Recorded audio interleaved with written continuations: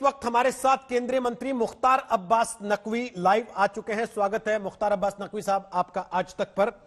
कल की तारीख तय थी किसानों के साथ बातचीत की, उसके पहले गृह मंत्री ने आज कुछ किसान नेताओं को फिर से बातचीत के लिए 7 बजे बुलाया। भारत बंद के बाद क्या सरकार पर दबाव है कि अब इस मामले को जल्दी से जल्दी निपटाया जाए?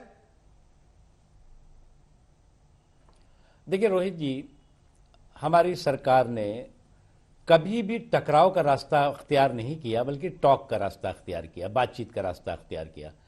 और जो भी किसान भाई, जो भी हमारे अन्नदाता इस समय पहले जो बात करना चाहते थे, उसमें कई राउंड की, भारत बंद तो अभी हुआ है ना, कई राउंड की बातचीत सरकार के जो वरिष्ठ मंत्री हैं उनके साथ हो रही है।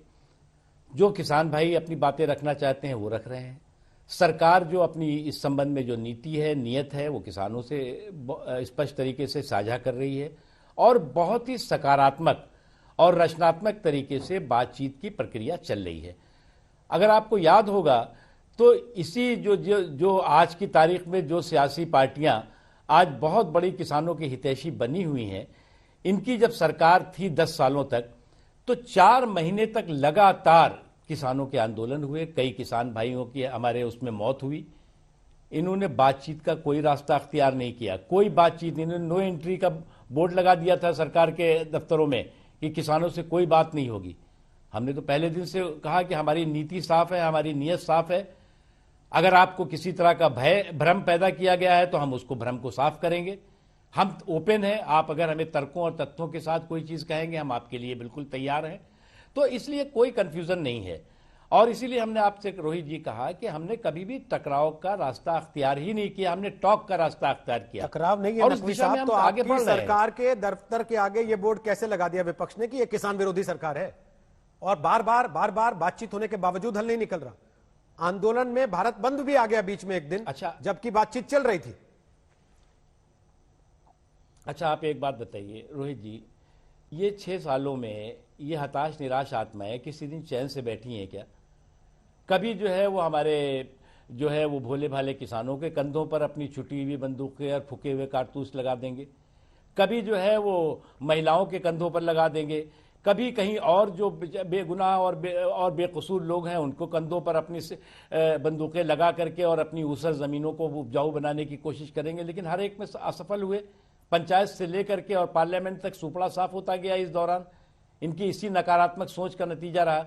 इसलिए इस जो साजिशों के सियासी सूरमा हैं, उनको एक बात अच्छी तरह समझना चाहिए कि नरेंद्र मोदी जी, अभी मैं आपके चैनल पे एक बाइट देख रहा था आज तक पे, किसने कहा कि जी कृषि कानून जो है वो बनाओ? कौन किसान कह रहा था?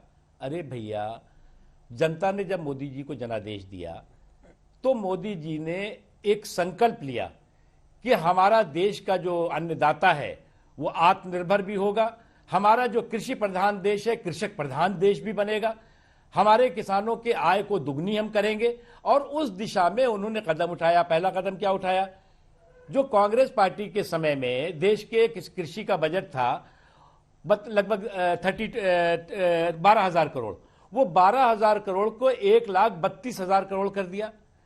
उसके साथ साथ उन्होंने आत्मनिर्भर कृषक और आत्मनिर्भर कृषि के रास्ते पे देश को आगे बढ़ाने के लिए हमारे जो कृषक हैं उनको किसान सम्मान निधि 6,000 रुपया, अगर घर में 10 किसान हैं तो 10 को 6,000 रुपया। उसके अलावा हमारी फसल बीमा योजना, वही नहीं, हमारे किसानों के खेतों में पानी पहुंचे और उनके खलिहानों में बिजली पहुंचे, इसको पुख्ता जमीन पर उतार के दिखा दिया। जो हमारे बुजुर्ग किसान हैं, जो सोच भी नहीं सकते थे, जो कृषि के क्षेत्र में काम करते थे कि हमें पेंशन भी कोई सरकार देगी, पेंशन की व्यवस्था करी। तो ये चीजें जो है वो कभी कोई किसी आंदोलन के जरिए या किसी ने मांग नहीं की थी। लेकिन नकवी साहब, किसी ने ये नहीं कहा था, ये जो नेता जो बोल रहे थे उन्होंने मांग किया था क्या कि हम जो है वो आप बजट बढ़ा दो, आप किसान सम्मान निधि दे दो, आप किसानों की कृषि की फसल की जो है वो बीमा कर दो, आप जो है वो किसानों के खेतों पे पानी पहुंचा दो, बिजली पहुंचा दो, आप उनके घरों में रोशनी कर दो, आप उनके घर पक्के बना दो। ये किसी ने मांग नहीं की थी। ये तो प्रधानमंत्री नरेंद्र मोदी जी की मजबूत इच्छा शक्ति का नतीजा है कि वो देश को, कृषि प्रधान देश को कृषक प्रधान देश के रास्ते पे ले जा रहे हैं। लेकिन नकवी साहब, विपक्ष का आरोप ये है के रास्ते पे कि छात्र नारा लगाते हैं आपके खिलाफ तो आप उनको देशद्रोही करार दे देते हैं। महिलाएं नारा लगाती हैं आपके खिलाफ तो आप उनको पाकिस्तानी करार देते हैं, जैसे शाहीन बाग वाले थे। अब किसान नारा लगा रहे हैं तो आपके लोग उनको खालिस्तानी बताने पर उतर आए हैं। तो कहां बातचीत और कहां टॉक है? आप कह रहे हैं टकराव नहीं है, ये तो सीधा सीधा टकराव है। देखिए, हमारे जो अन्नदाता हैं, जो कृषक हैं, हम ये नहीं कहते, अभी कहीं मैं देख रहा था कि आधे % भी नहीं है, ये उससे भी कम है, होंगे आधे % भी नहीं होंगे। मैं मानता हूं कि पूरे देश का कृषक जो है इस बात से संतुष्ट है। मैं भी 2 दिन रह करके गांव-गांव में बात की मैंने, सब संतुष्ट है कि भाई ये मोदी जी के रहते जो है वो हम इस बात से संतुष्ट हैं, मोदी जो है किसानों की कसौटी पर खड़े हैं। ये बात सबने एक बात कही, मेरे पास वीडियो है, और उन सब ने कहा कि भैया हम तो सोच ही नहीं सकते थे कि मेरी फसल जो है पिछले साल जो है वो पूरी तरह बर्बाद हो गई, मेरे घर पे आकर के उसका बीमा मिल गया। हम जो है वो कोविड के पीरियड में हमें जो है वो जो 6,000 रुपया सम्मान निधि मिलती है, हमें कभी पता ही नहीं लगा कि इतना कोविड का संकट काल कब गुजर गया। उसके अलावा और भी तमाम चीजें तो वो, लेकिन जो भी हम तो कह रहे हैं आधे % भी अगर इस तरह के भय और भ्रम के चक्रव्यूह में फंसाने में हमारे साजिशों के सियासी सूरमा सफल हुए हैं तो उनको भी हमें जो है वो संतुष्ट करना है। मोदी जी का यही स्पष्ट मत है और इसी रास्ते पे सरकार चल रही है।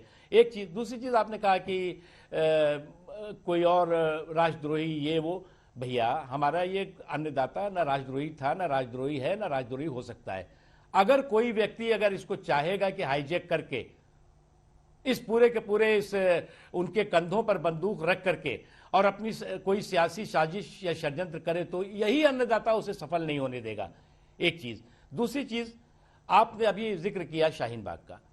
आप रोहित जी, आप इतने वरिष्ठ पत्रकार हैं, आपको अच्छी तरह मालूम है कि ये लोग, ये हताश और निराश आत्माएं 6 सालों से चैन से तो बैठी नहीं है। इनके ये कोई ऐसा नया तो नहीं दिख रहा है कि मोदी जी के सामने ये नया कोई सामने ये अनुभव आया है।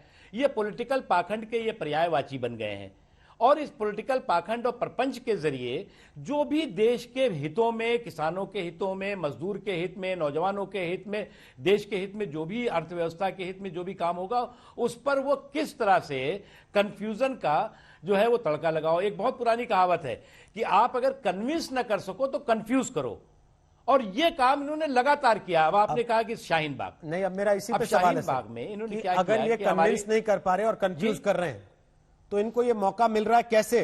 आज एक के बाद एक सारे मंत्री जनता के बीच में आ रहे हैं, टीवी के माध्यम से आ रहे हैं, अपने सोशल मीडिया अकाउंट्स के माध्यम से आ रहे हैं, लोगों को बता रहे हैं कि साहब ये कानून आपके लिए क्यों फायदेमंद है। तब क्यों नहीं थे जब आपके मुताबिक विपक्ष उनको समझाने में कामयाब हो गया कि आपके लिए नुकसानदायक है और वो सड़क पे आके बैठ गए? क्यों नहीं सरकार ने पहले इन किसानों को समझा दिया कि जो बिल लाने वाले हैं इसके क्या फायदे होंगे? रोहित जी, देखिए मैं इसमें कोई बहुत ज्यादा बड़ी बड़ी बात करूं क्योंकि हम तो बहुत शालीनता के साथ एक बात कहना चाहते हैं।